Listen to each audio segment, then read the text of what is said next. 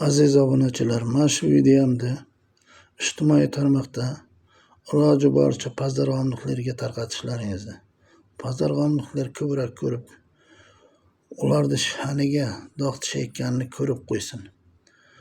Mana shu iflos yashaydigan mahallakom ko'rsin bu videolarni.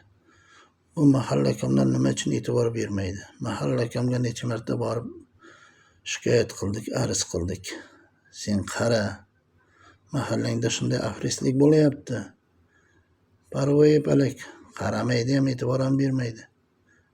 Necha martalab aytdik, tushuntir bu insonga. Bizni pulimizni bersin dedik. Yo'q, ular oilaviy shunaqa deydi. Haqiqatan ham oilaviy shunaqa ekan. Hozir qo'shnisiga borib so'rasangiz ham, qo'shnisi bilan ham kelishmaydi bu. Qo'shnisi ham aytadi, bular azaliy ota-bobolari bilan shunaqa deb. Xudoyim taolo shuning uchun ham bularni shunday qilib qo'ygan deydi. Hali men buni hamma kirdiganlarini ochib beraman ijtimoiy tarmoqda. Buni asl basharasini ochaman buni. Men bunga qon bilan, jon bilan jon deb kurashgani chiqdim mana ijtimoiy tarmoqqa. Qani nima qilay ekan bu? Gapirtirib qo'ysangiz faqat Xudodan, Allohdan gapiradi deb aytib bir Qur'onni yotoq qo'ygandayin. O'zi qilgan qilig'i, iflosligi kurakda turmaydi. Bu iflosni basharasini ochib tashlashimiz kerak, aziz xalqim. Like bosingizlar, kommentariyga fikrlaringizni bildiringizlar. Bunday ifloslarni bu yorug' dunyoda yashashga haqqi yo'q. Buni kirdikorini men 17-yildan beri men bilan bo'lgan muloqotini deskitga zapis qildiryapman.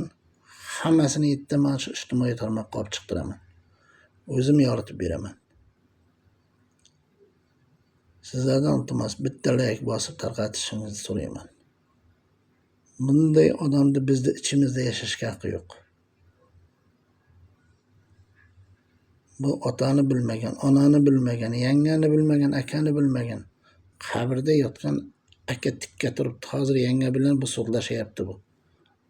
Nonsof bu. Shuni vatanni yarmini olaman akam o'lgandan keyin deb turib.